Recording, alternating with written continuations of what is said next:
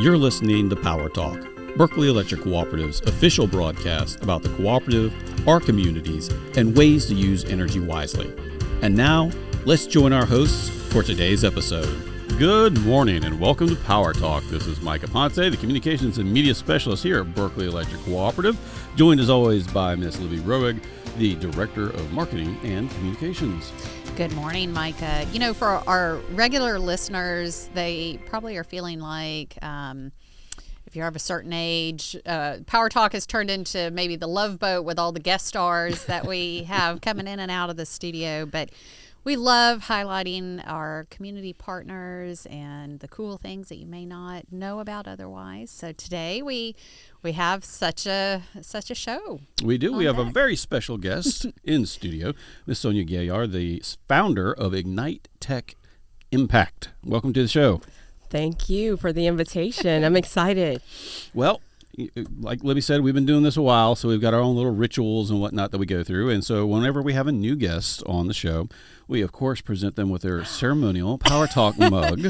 I will cherish this. This is the only reason Sonia is with us today. She wanted the mug. There you go. Okay, I didn't want to put it out there, but yes, now I own one. That's the reason why most people join us and then immediately want to leave. But we lock them in here with us. For 30 minutes. For 30 whole minutes. Yeah. The other part of our ritual is when we have somebody new on the show, we ask them to share a little bit about their background and how they ended up here with us today, and a little bit about, what led you to what led you to us. Excellent. Well, again, thank you for the invitation to be here. I'm a proud native of Pineville, South Carolina. Okay. Graduate of St. Stephen High School, home of the Mighty Rams, which physically doesn't exist anymore, but is always there in our hearts. And I relocated back to my hometown, almost 3 years ago. And at my core, when you asked me to share who I am, I'm a builder at heart, a builder of programs, partnerships, and pathways. That's the way I like to say it. Professionally, my background spans the gambit of technology commercialization, economic development, and advising leaders across government and industry on emerging topics such as AI, digital assets. But here, I may as well share that I hold technology patents in telecommunications and the financial industries as well. Okay. So that speaks to the scientific part of my background. But I'm here to prove to students that innovation on a global scale can start in a rural classroom. So in that capacity, that's how I became the founder and executive director of Ignite Tech Impact, where I'm super focused on turning overlooked, under-resourced communities into launch pads for the future. Wow. Micah, I feel like we've wasted our life. Yeah, I know. Yeah. There's the rocket ship part. Taking off, and Libby and I are on the ground waving. Yeah, Sonia's a rocket ship and we're a train wreck, we decided before the show. Well, the other thing that we decided before the show was that, or found out before the show, is that Miss Sonia has a little bit of background in sports announcing. Yes. And then we just had our 5K recently, and so this might be your audition tape for next year. Uh-oh. Hey, bring it on. Let's do 2 for 1, right? Exactly. Got to be efficient with everything that we're doing here. Yeah. And Sonia, we're so proud that the co-op is a partner with Ignite Tech Impact. And when we were talking, preparing for the show a couple weeks ago, I mentioned, I'm from Colleton County, so I share your enthusiasm for investing in our rural students and making sure that they have all the opportunities of a much more densely populated area. So love all the great things that you're doing. Tell us a little bit more about Ignite Tech Impact. What is the program and what led you to create it? Ignite Tech Impact is a 501c3 organization based in North Berkeley, and it focuses on providing high-quality STEAM education for students. And now it evolved from our flagship summer camp to year-round programming. And we also now host technology summits for the community at large. Our students are teaching senior adults how to stay safe online, things to look out for, cybersecurity, especially when we're getting close to the holidays. Right. And then even after the holidays, you have a new iPad or a new cell phone that someone gave you. Now what do you do with it? Right.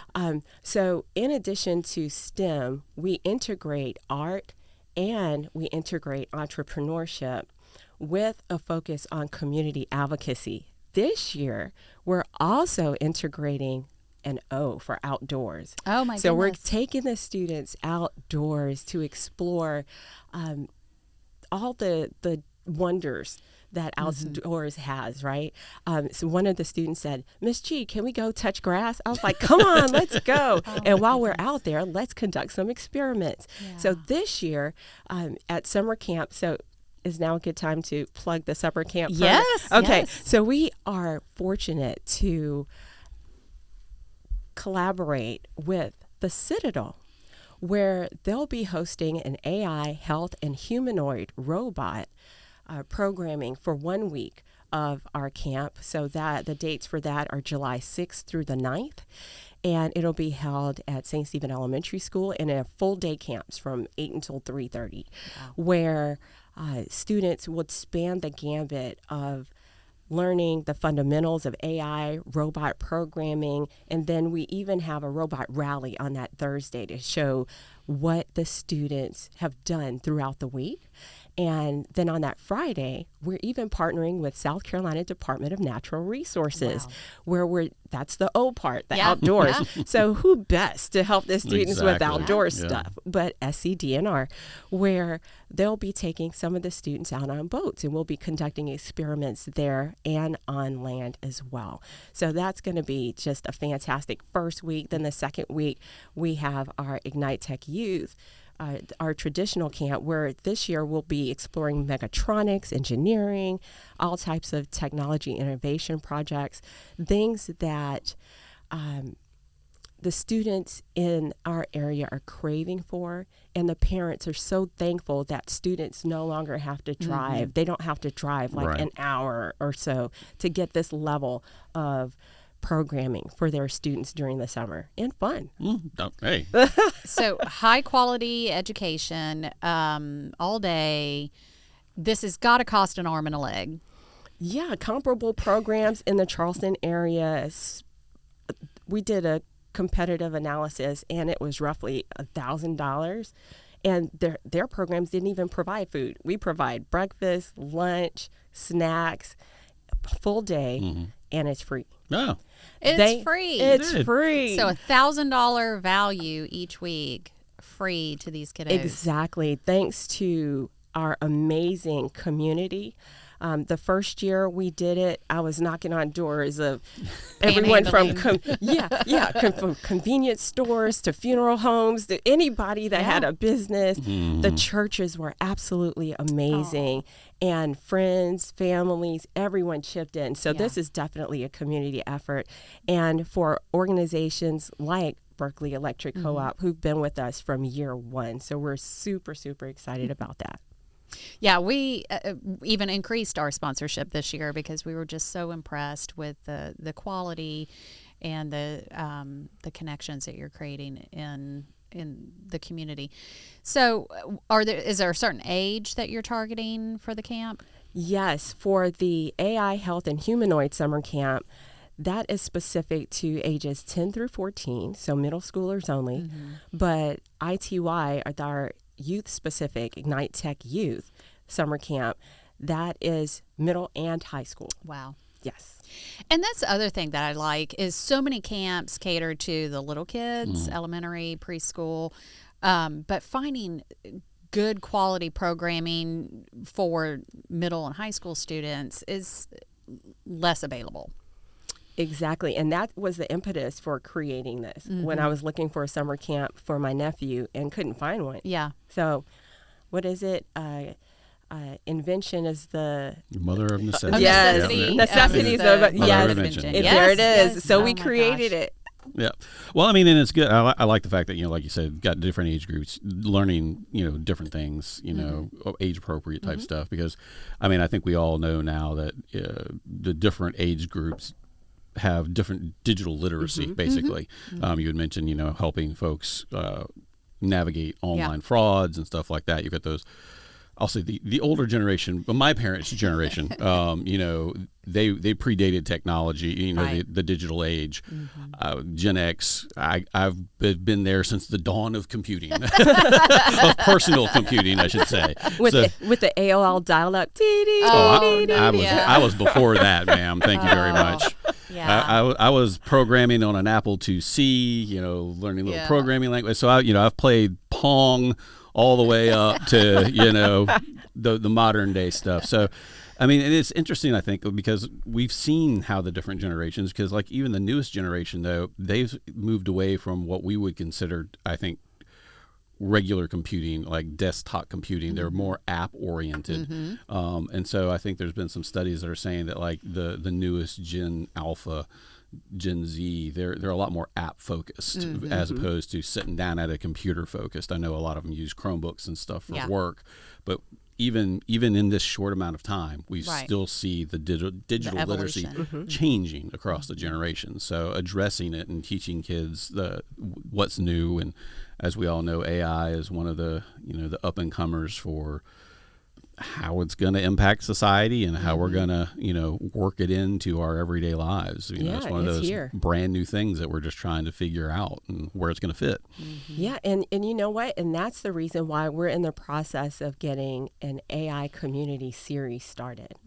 At least once a month, hold a session for the community at large to learn about different aspects of AI, because it's integrated in the fiber of what we do every day already. Right. So again, speaking to not being left behind and ensuring that we become producers and a part of developing the infrastructure so that we don't get left behind. And responsible use of. Any technology that comes along, like we said, we got to figure out how to integrate it into everyday society and where everybody can use and benefit from it. Obviously AI, we've all seen the AI videos out there. And, so it's one of those things, early stages, we're trying to figure it all out. But actually, some of the, just to show you how quickly things have changed, Libby and I were talking before the show, and I've been watching some stuff online and saw where recently in China they had a robot runner break the human record for the half marathon. So I think it completed the half marathon in 50 minutes, beating the human runner by 7. But previously, which is the part which I thought was even more interesting, is the year before that, it took the best finishing robot was 2.5 hours. So from 1 year to the next, you go from the best finisher of 2.5 hours to 50 minutes and breaking the human record within the span of a year with robotics and AI. That just shows you how quickly this technology is developing, which is why it's important for us to start talking about it now. Yeah, and even from our initial summer camp, AI was embedded within it, where students learned how to create artwork, unique artwork using AI, and also how to utilize AI in order to brainstorm solutions to community problems that were irritating them. And then they presented it to leadership of the town. Oh, wow. So from that initial year to now, where we even have a success story, with one of our success stories through camp, if I were to highlight a student, where she began with us in 2024, and what I shared with you regarding creating AI-powered solutions through FBLA competitions in AI and network infrastructure. And I'm happy to report that she is now competing at the national level in computer networking, and she submitted to the Presidential AI Challenge competition. Wow. So just mentoring her through that process, and we are super excited for her. And we have other highlights that I could share with you as well, where from the art side of the coin, where we have, and I was speaking about Kindle. So here, talking about Jonathan, where a chance encounter with a guest speaker, Mr. Willis Sanders, who I did not realize was on your board until I walked into the lobby and saw his picture. I was like, wait a second, I know that guy. He was one of our art guest speakers, and he said, hey, I'm an artist. And some of the students said, we're artists too. And he said, draw me. I'll give you a challenge to draw me. And I mean, within no time, Jonathan drew just this almost identical sketch of him. Right. Oh my goodness. And from there, someone saw him and saw that and invited him, Jonathan that is, to create portraits at an event and charge $5 a portrait. From there, it started a chain reaction of things where Jonathan got invited to all these different things. And now he is actually a published illustrator now for Keep Berkeley Beautiful in that in the coloring book there. So, and now we know Jonathan, he's about to graduate soon, so he's going to be on it to amazing things. He's not going to be a starving artist, that's for sure. You got that right. Not if we can help it. Yeah. Mr. Sanders is beloved by many / all. We are so glad to have him as a long-serving trustee on our board of directors. So he, along with the other trustees, set policy and the vision for the cooperative. So he's got a big job, but a big heart as well. And that's amazing. And it was so funny that he dropped by that day, and with all those responsibilities, he still makes time. Yeah. And we see him all around the community. Oh, yeah. Everybody sees Mr. Sanders all around the community. Matter of fact, he's if we've got an event, he's basically trying to be there. So, out in the community. So, definitely one of our most active board members, and we appreciate him being a good steward for us out there in the community and representing that.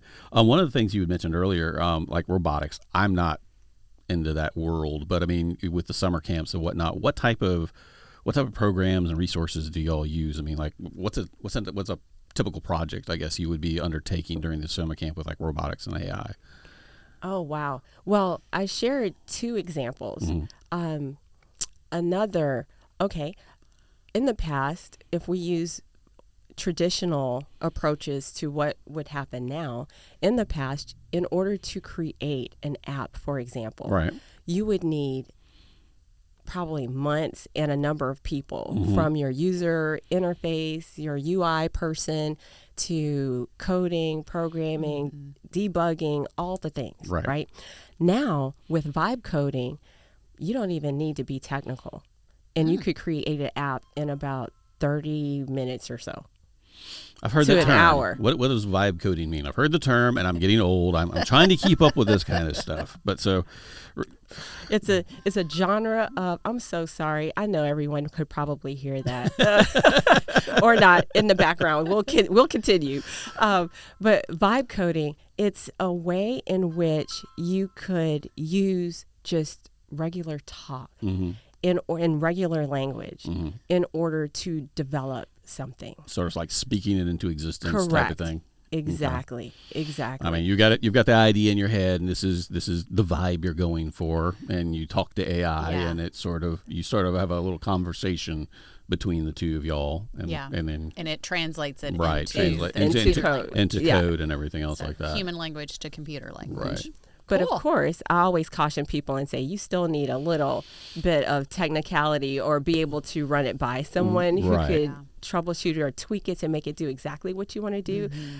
If there are any errors that are present where it's not we aren't there yet, where it's 100%, hey, I'll tell it I need a app to make this, and boom, it does it. Yeah. So we aren't there yet, but we're getting close. Every day, things are evolving. All the different versions of the typical AI platforms that you would use, every day there's something new. I mean, I think the old expression back from my days, way back in the, like I said, the dawn of computing was garbage in, garbage out. So, I mean, if you don't have a good input into the system, you're going to get nonsense back from it because, I mean, computers, I mean, they're machines. They don't have judgment, so they don't know if they're being fed bad information. So I mean, you got to make sure that what you're giving them is correct.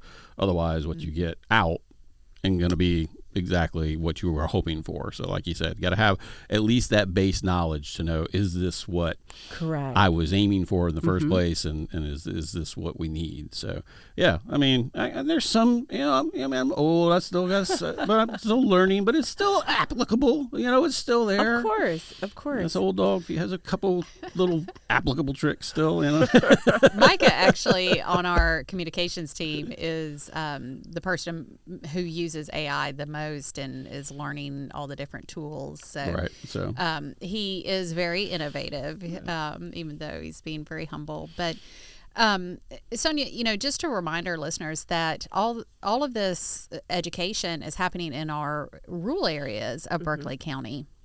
And some folks may not be aware that digital equity and inclusion is a big challenge for a rural area. So not only, so you're bridging so many gaps for our young people by bringing, the latest technology and learning to them, so they have all these wonderful opportunities. And you've already highlighted 2 great examples of kiddos who are taking that and running with it. So yes, and it's not just isolated to the kids either, because when we have our parent orientation and we show them what we'll be doing with the kids, then the comment we typically receive after that is, hey, can we get a boot camp? Can we sit in? We were like, come on, you can sit in. I don't know if your kid wants you here all summer, but you can. Yeah. But that's why we have the summits, for example, the North Berkeley Innovation Summit that we had in January in partnership with Google and Watson Institute, because I'm a recent graduate of their inaugural Google Data Center AI Community Fellowship Program, where the focus is on making communities future ready. Well, that's how I say it, future ready.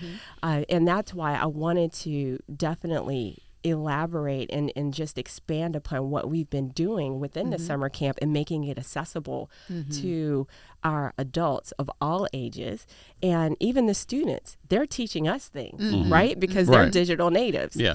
And every day when I'm working with them, sometimes I think I learn more from them than what they learn from me. Just yesterday, one of our students, I had a chance to connect with him because he wanted to show me a demo of what he's working on.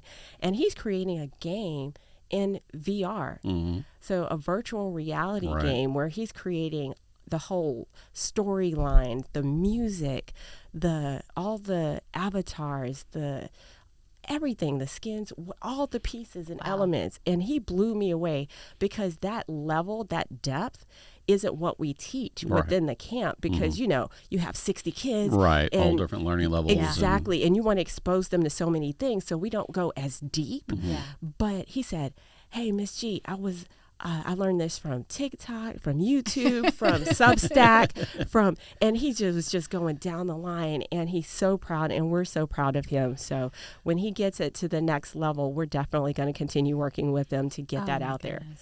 Well, because at the heart of it is this massive creativity in this person, that he has a vision for what he wants to create, and he's figured out a way to do that. So, drive, creativity. I mean, there's no stopping this guy.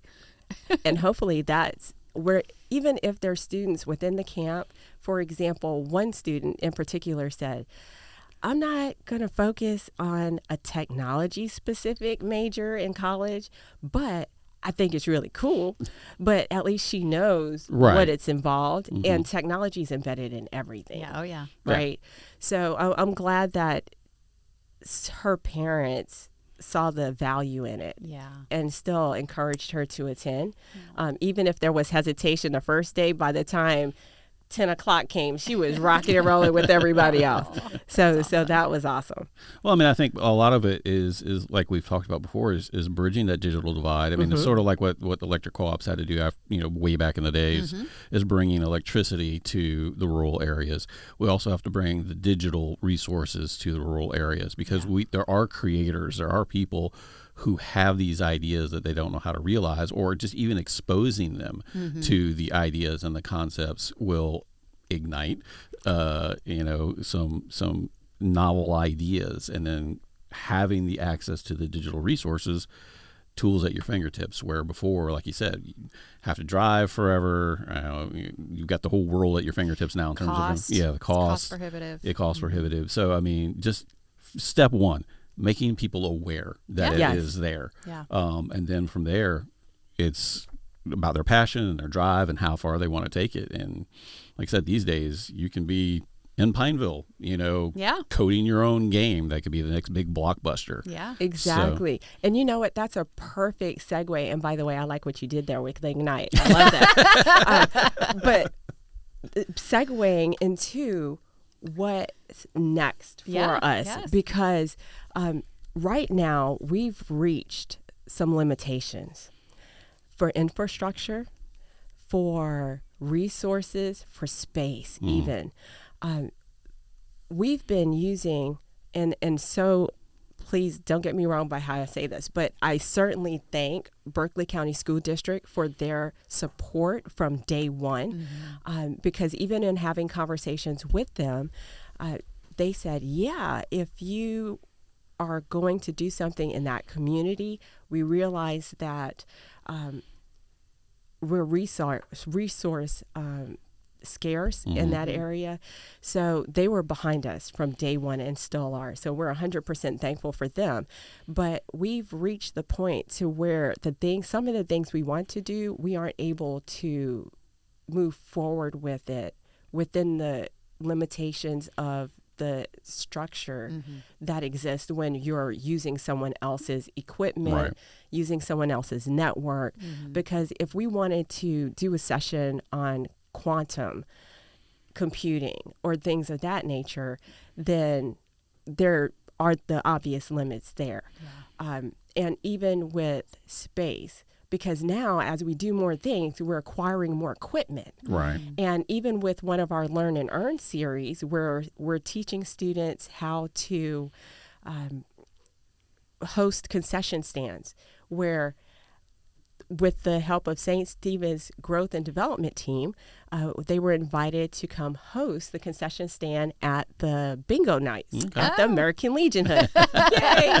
So through those experiences, someone even gifted us a popcorn making machine to add to that experience. Nice. So now we have to find some place to put this popcorn machine. So it's that and equipment from camp to where we're bursting at the seams to our storage facility. So now the next step is to create a permanent home for Ignite Tech Impact and Ignite Tech Youth. And one of the things that we're visualizing is a North Berkeley Innovation Center. And I like to say that it will become the blueprint for rural innovation, where we have the infrastructure. It's been inspired by the work that I did within the fellowship program. And now I'm in another fellowship, the Rural Investment Collaborative Community Investment Fellowship, where we're putting the meat around the vision to make it investment ready. So if you hear me knocking on doors, that's what we'll be working towards, because infrastructure is usually where the biggest need is in a rural environment, where we could have that connectivity, where we could have access to the equipment that we need to make these things happen. Well, if somebody is interested in supporting your program, how do they get involved? Are there social channels, websites, phone numbers? How do they donate money to the North Berkeley Innovation Center? Well, hey, we take checks. We take old school and new school. Venmo. Sock full of pennies. PayPal. All the things. But seriously, though, if you go to our website, that's the hub for everything, ignitetecimpact.org. And we're also on Facebook. You could find us at Ignite Tech Youth on Facebook or Ignite Tech Impact. We share information in both places just in case you're coming through the youth side of the house or the nonprofit side. We cover you there. And that's the same structure on IG as well. So you can find us at Ignite Tech Impact and Ignite Tech Youth. Wow. Well, I mean, folks, if you're not excited if about you're not this, inspired, excited, you need more coffee or something. you need to get off the train and get on the rocket ship. That's what we need. Well, folks, thank you for tuning in to Power Talk. This is the official broadcast of your electric cooperative, and you can catch up on past episodes on streaming platforms like Spotify, Apple, and iHeartRadio. We'll get that out there. And get a behind-the-scenes look on Berkeley Electric's YouTube channel. So until next time, this is going to be Power Talk, signing off.